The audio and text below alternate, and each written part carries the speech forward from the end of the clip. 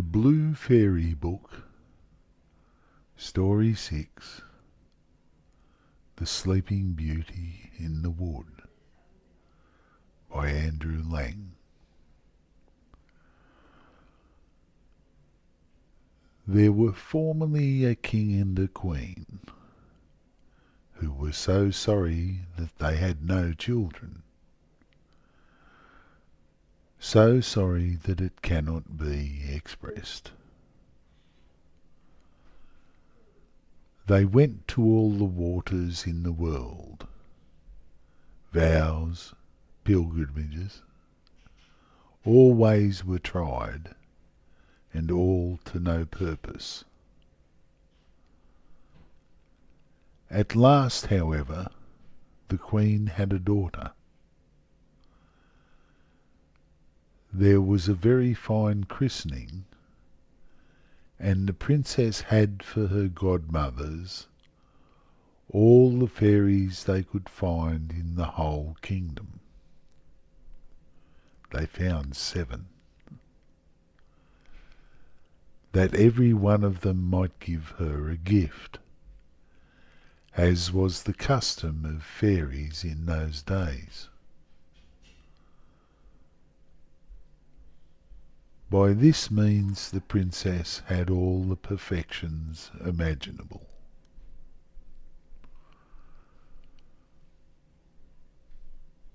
After the ceremonies of the christening were over, all of the company returned to the king's palace,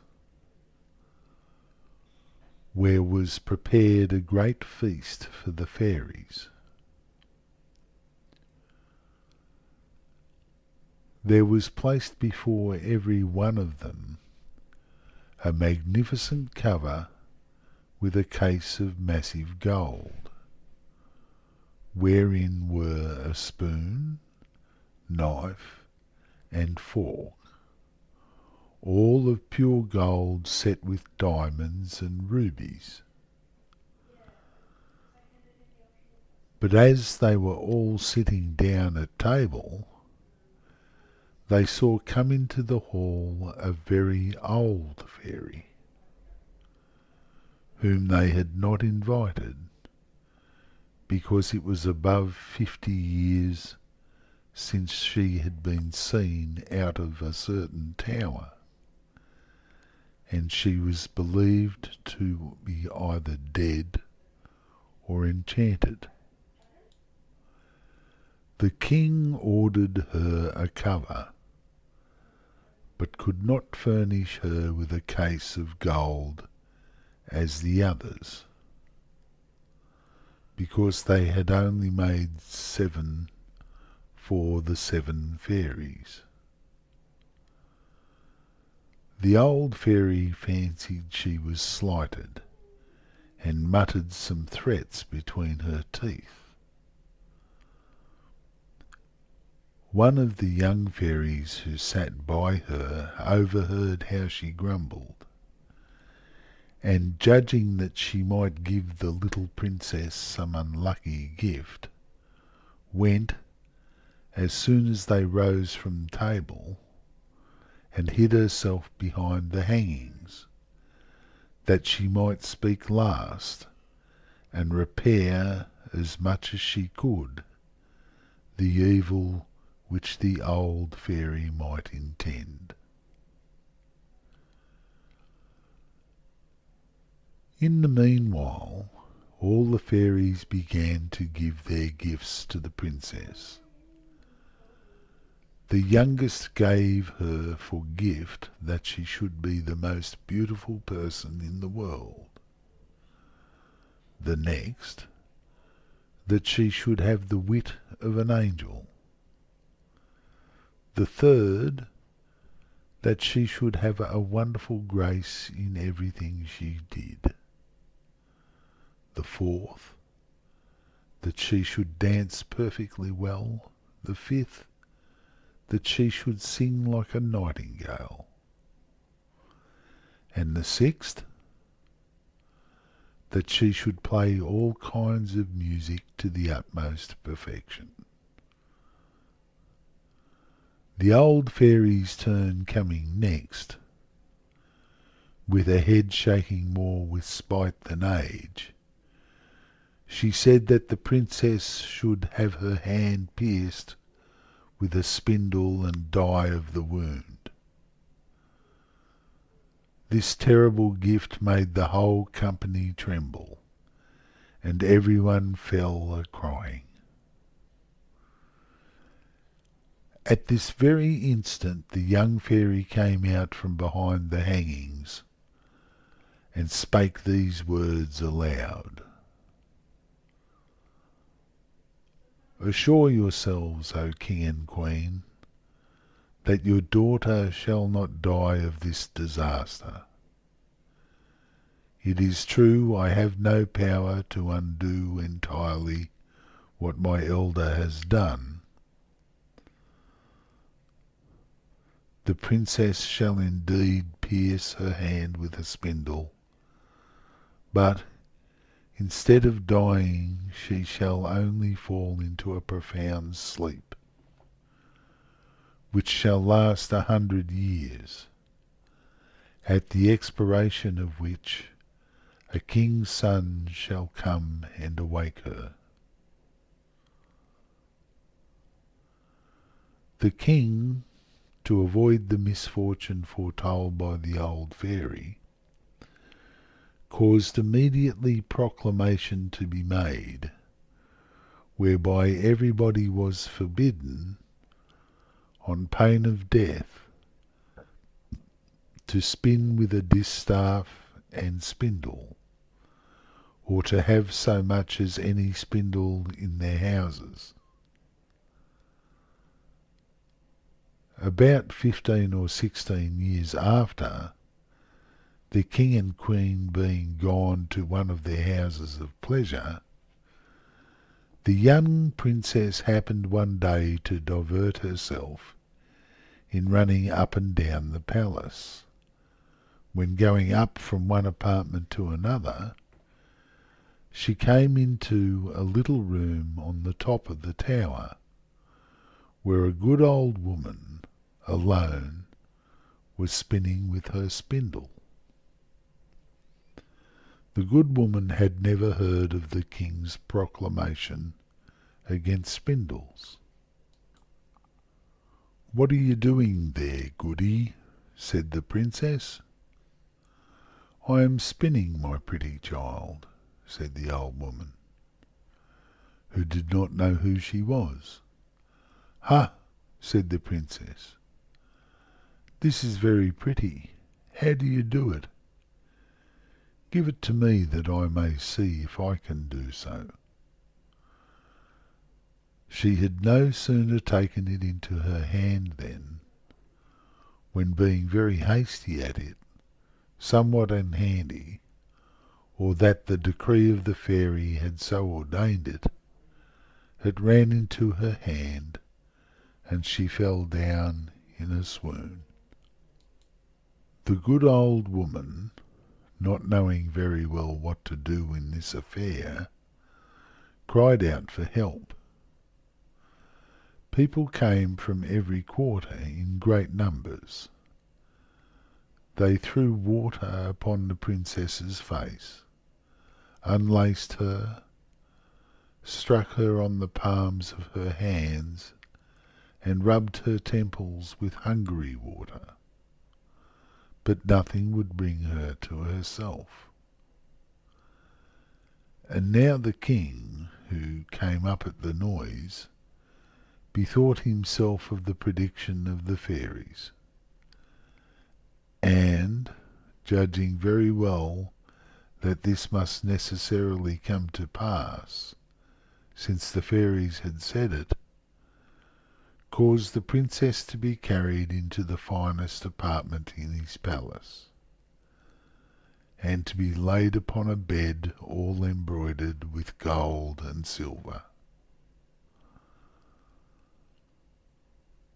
One would have taken her for a little angel, she was so very beautiful, for her swooning away had not diminished one bit of her complexion.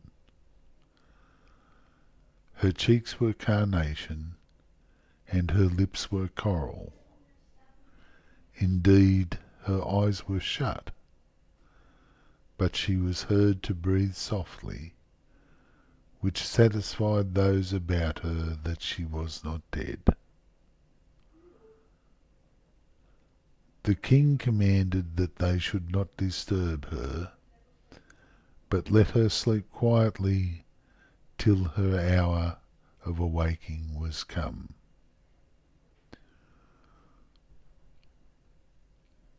The good fairy who had saved her life by condemning her to sleep 100 years was in the kingdom of Matakan, 12,000 leagues off, when this accident befell the princess.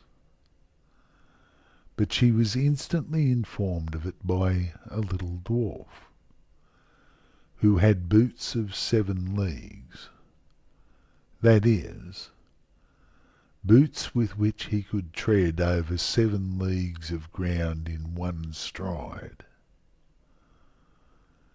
The fairy came away immediately, and she arrived about an hour after in a fiery chariot drawn by dragons. The king handed her out of the chariot, and she approved everything he had done. But as she had very great foresight, she thought when the princess should awake, she might not know what to do with herself, being all alone in this old palace. And this was what she did. She touched with her wand everything in the palace, except the king and queen. Governesses, maids of honour, ladies of the bedchamber, gentlemen, officers, stewards, cooks, undercooks, scullions, guards, with their beefeaters, pages, footmen. She likewise touched all the horses which were in the stables, pads as well as others, the great dogs in the outward court, and pretty little Mopsy too, the princess's little spaniel, which lay by her on the bed. Immediately upon her touching them they all fell asleep, that they might not awake before their mistress, and that they might be ready to wait upon her when she wanted them. The very spits at the fire, as full as they could hold of partridges and pheasants, did fall asleep also. All this was done in a moment. Fairies are not long in doing their business. And now the king and the queen, having kissed their dear child without waking her, went out of the palace and put forth a proclamation that nobody should dare to come near it. This, however, was not necessary, for in a quarter of an hour's time there grew up all around about the park such a vast number of trees, great and small, bushes and brambles, twining one with another, that neither man nor beast could pass through, so that nothing could be seen but the very top of the towers of the palace, and that too not unless it was a good way off. Nobody doubted but the fairy gave herein a very extraordinary sample of her art, that the princess, while she continued sleeping, might have nothing to fear from any curious people.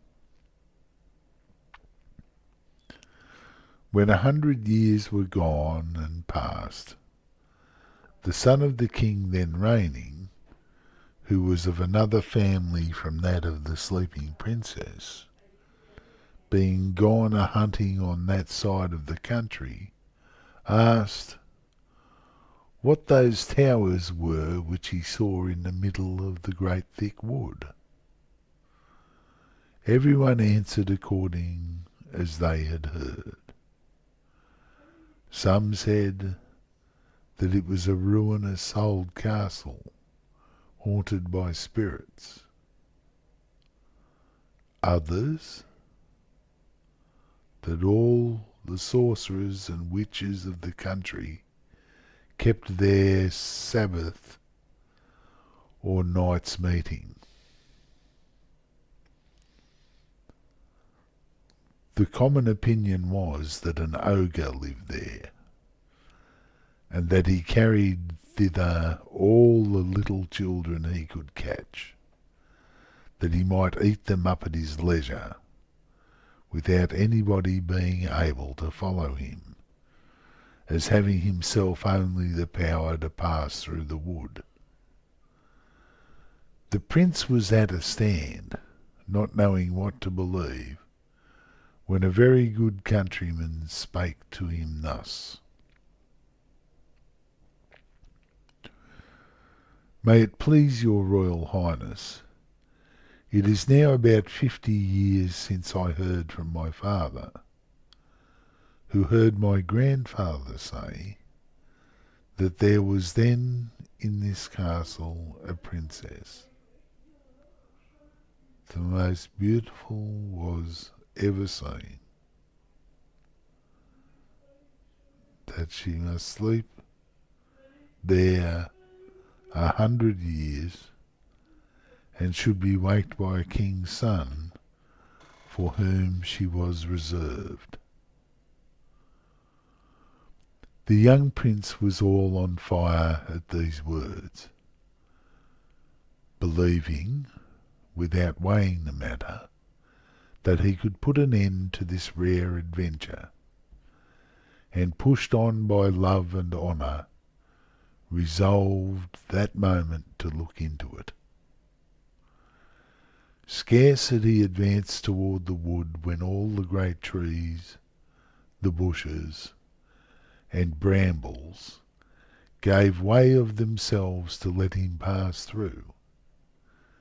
He walked up to the castle, which he saw at the end of a large avenue, which he went into, and what a little surprised him was that he saw none of his people could follow him, because the trees closed again as soon as he passed through them.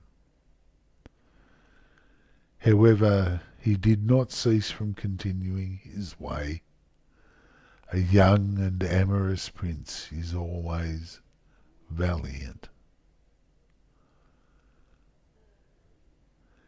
He came into a spacious outward court, where everything he saw might have frozen the most fearless person with horror.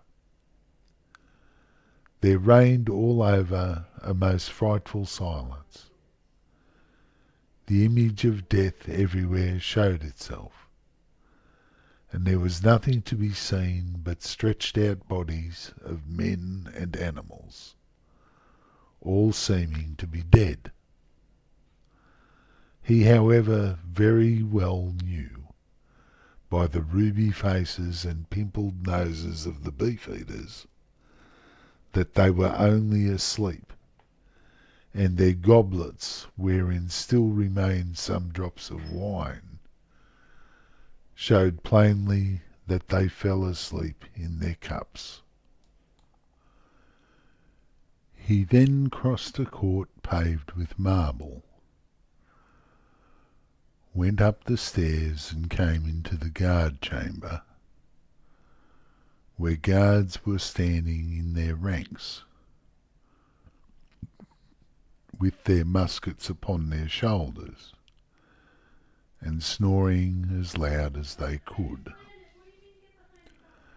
After that he went through several rooms full of gentlemen and ladies, all asleep, some standing, others sitting. At last he came into a chamber all gilded with gold, where he saw upon a bed, the curtains of which were all open, the finest sight was ever beheld, a princess who appeared to be about 15 or 16 years of age, and whose bright and, in a manner, resplendent beauty had somewhat in it divine. He approached with trembling and admiration, and fell down before her on his knees. And now, as the enchantment was at an end, the princess awaked, and looked on him with eyes more tender than the first view might seem to admit of. "Is it you, my prince?" she said to him. "You have waited a long while." The prince, charmed with these words, and much more with the manner in which they were spoken,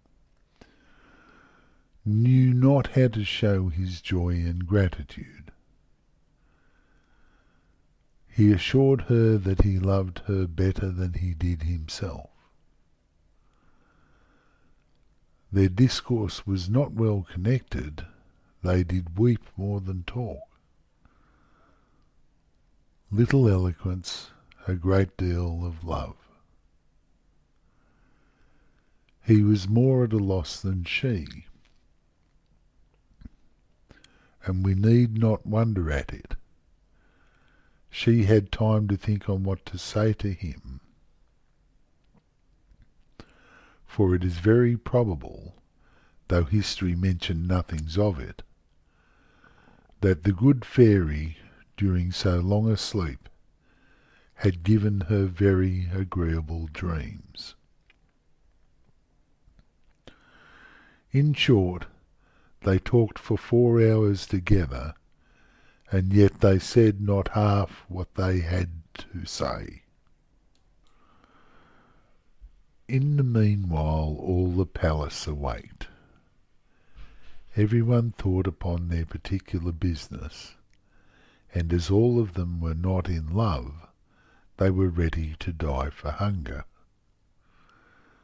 The chief lady of honour, being as sharp-set as other folks, grew very impatient, and told the princess aloud that supper was served up. The prince helped the princess to rise.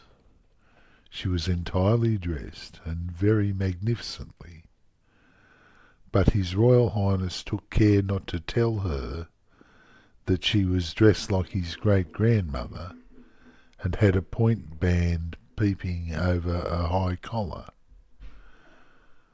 She looked not a bit less charming and beautiful for all that. They went into the great hall of looking-glasses, where they supped and were served by the princess's officers. The violins and hautboys played old tunes, but very excellent, though it was now above 100 years since they had played.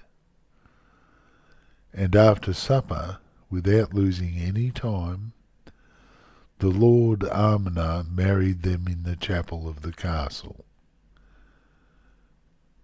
and the chief lady of honour drew the curtains. They had but very little sleep. The princess had no occasion, and the prince left her next morning to return to the city, where his father must needs have been in pain for him. The prince told him that he lost his way in the forest as he was hunting, and that he had lain in the cottage of a charcoal burner who had given him cheese and brown bread.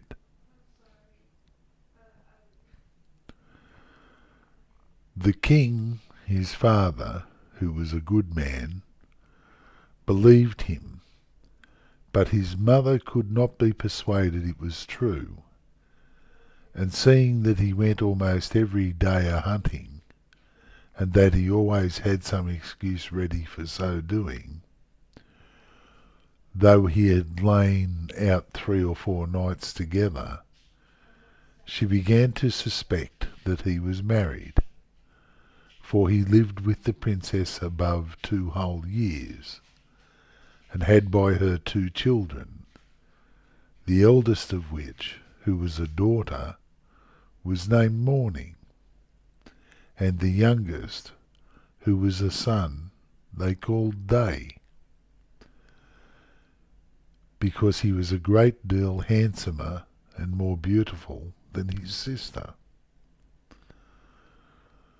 The queen spoke several times to her son, to inform herself after what manner he did pass his time, and that in this he ought to do in duty to satisfy her. But he never dared to trust her with his secret. He feared her, though he loved her, for she was of the race of the ogres, and the king would never have married her had it not been for her vast riches.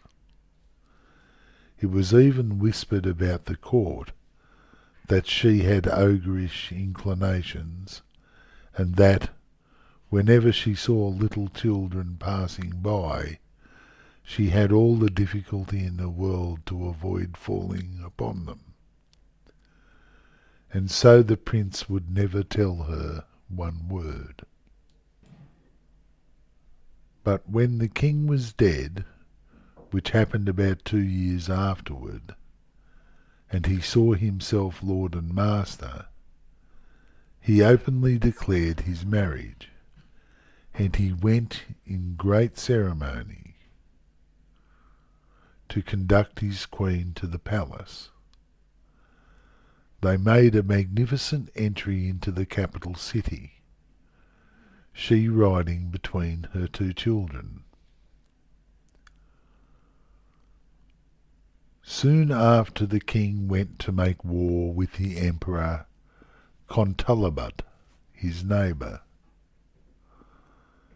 He left the government of the kingdom to the queen, his mother, and earnestly recommended to her care his wife and children. He was obliged to continue his expedition all the summer, and as soon as he departed the queen mother sent her daughter-in-law to a country house among the woods, that she might with more the ease gratify her horrible longing. Some few days afterwards she went thither herself, and said to her clerk of the kitchen, "I have a mind to eat little Morning for my dinner tomorrow." "Ah, madam," cried the clerk of the kitchen, "I will have it so," replied the queen, and this she spoke in the tone of an ogress who had a strong desire to eat fresh meat. "And I will eat her with a sauce, Robert." The poor man, knowing very well that he must not play tricks with ogresses, took his great knife and went up to little Morning's chamber. She was then 4 years old, and came up to him jumping and laughing, to take him about the neck, and ask him for some sugar candy. Upon which he began to weep. The great knife fell out of his hand, and he went into the backyard and killed a little lamb, and dressed it with such good sauce that his mistress assured him that she had never eaten anything so good in her life. He had at the same time taken up little Morning and carried her to his wife, to conceal her in the lodging he had at the bottom of the courtyard.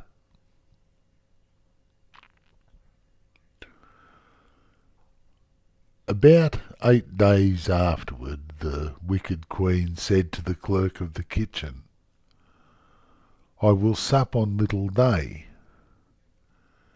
He answered not a word, being resolved to cheat her as he had done before. He went to find out little day, and saw him with a little foil in his hand, with which he was fencing with a great monkey, the child being then only 3 years of age.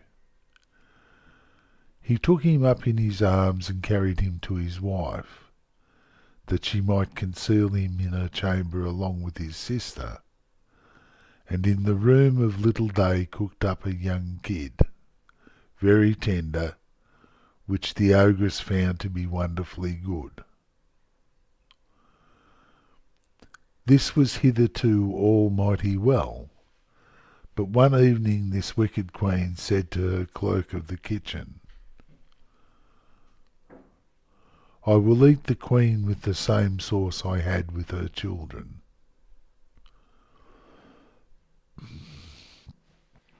It was now that the poor clerk of the kitchen despaired of being able to deceive her. The young queen was turned of 20, not reckoning the 100 years she had been asleep, and how to find in the yard a beast so firm was what puzzled him. He took then a resolution, that he might save his own life, to cut the queen's throat, and going up into her chamber, with intent to do it at once, he put himself into as great fury as he could possibly, and came into the young queen's room with his dagger in his hand. He would not, however, surprise her, but told her with a great deal of respect the orders he had received from the Queen Mother. "Do it, do it," said she, stretching out her neck. "Execute your orders, and then I shall go and see my children, my poor children, whom I so much and so tenderly loved." For she thought them dead ever since they had been taken away without her knowledge. "No, no, madam," cried the poor clerk of the kitchen, all in tears. "You shall not die, and yet you shall see your children again. But then you must go home with me to my lodgings, where I have concealed them, and I shall deceive the queen once more, by giving her in your stead a young hind."